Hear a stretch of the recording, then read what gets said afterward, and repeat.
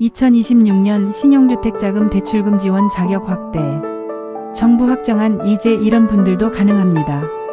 대출 이야기, 이번엔 남의 얘기가 아닙니다. 대출 이야기만 나오면 괜히 마음부터 다치는 분들 많으실 겁니다.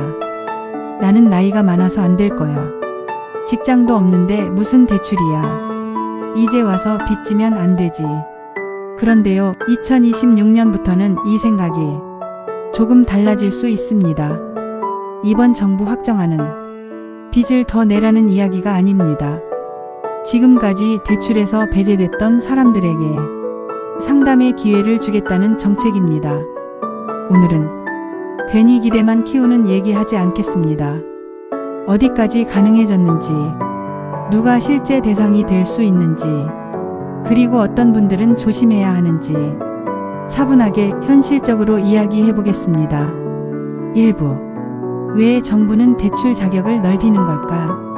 먼저 이 질문부터 해야 합니다. 왜 하필 지금일까? 사실 이유는 분명합니다. 요즘 중장년층 어르신들 중에 이런 분들 정말 많습니다. 집은 있는데 생활비가 빠듯한 분, 은퇴 후 소득이 줄어든 분, 연금은 나오는데 금융 문턱이 막힌 분. 예전 기준은 항상 이랬습니다. 직장이 있느냐, 월급이 찍히느냐. 그런데 60대 이후에는 이 기준 자체가 현실과 맞지 않습니다. 매달 들어오는 연금이 있고 지출 패턴도 안정적인데 직장 없다는 이유 하나로 대출 상담조차 못 받는 구조였던 겁니다. 그래서 정부가 방향을 이렇게 바꿨습니다. 나이나 직업이 아니라 실제로 갚을 수 있는지를 보겠다. 이 한 문장이 2026년 대출 정책의 출발점입니다. 2부. 2026년 신용대출 무엇이 어떻게 달라질까? 이제 가장 궁금한 부분이죠. 신용대출 실제로 뭐가 바뀌는지 보겠습니다. 1. 연령 기준 완화, 나이 컷이 사라진다. 예전에는 이런 말 정말 흔했습니다. 연세가 있으셔서 어렵습니다. 2026년부터는 이 나이 컷이 크게 완화됩니다. 60대, 70대라도 상환 능력이 있고 연금 소득이 안정적이면 정책금융 신용대출 상담 대상이 됩니다. 이제는 나이 많다는 이유만으로 문 앞에서 돌려보내는 구조가 아닙니다. 2. 신용점수 기준 완화, 중간 점수대의 숨통. 신용점수 때문에 대출 포기하신 분들 많으시죠? 2026년부터는 과거의 작은 연체보다 지금 현재의 상환 능력을 더 봅니다. 단기 연체, 오래된 연체 이력, 이런 것들은 이전보다 감점폭이 줄어듭니다. 즉, 예전에 한번 실수했다고 평생 기회가 막히는 구조가 조금씩 풀리는 겁니다. 3. 은퇴자, 무직자도 소득 인정.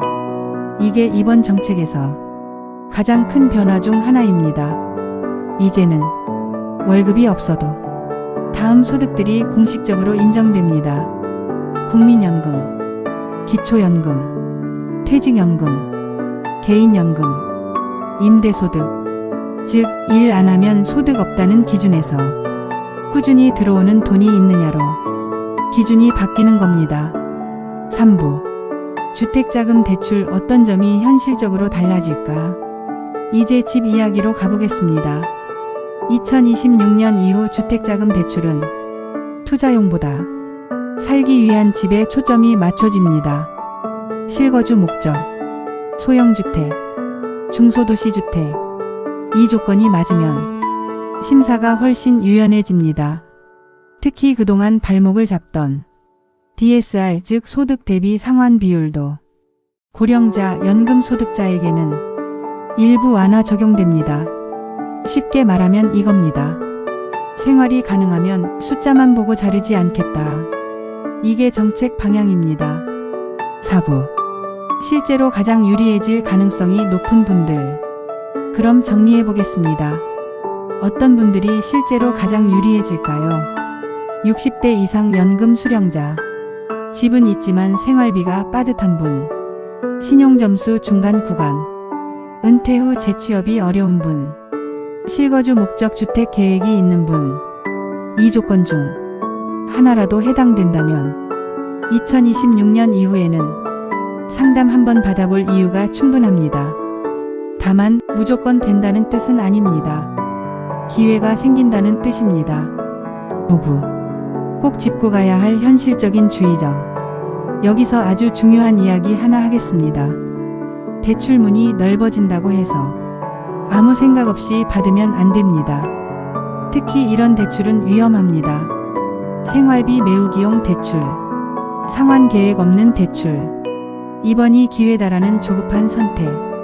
정부 지원 대출의 목적은 단 하나입니다. 부담을 줄이기 위한 대출.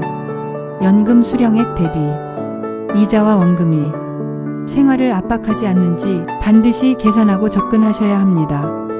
대출이 쉬워지는 해가 아니라 상담의 문이 열리는 해. 2026년 대출 정책의 핵심을 한 문장으로 정리하면 이겁니다. 나이 때문에 배제하지 않는다. 직업 때문에 제외하지 않는다. 대신 상환 가능성은 본다. 이제 대출은 젊은 사람만의 이야기가 아닙니다. 하지만 더 중요한 건 알고 필요할 때만 쓰는 것입니다. 2026년은 대출이 쉬워지는 해가 아니라 상담의 문이 열리는 해입니다. 도움이 되셨다면 구독과 좋아요, 댓글로 더 많은 정보를 받아보세요. 지금 시작하는 건강한 백세운동 루틴, 건강한 삶의 방향 채널과 함께 알아보세요. 감사합니다.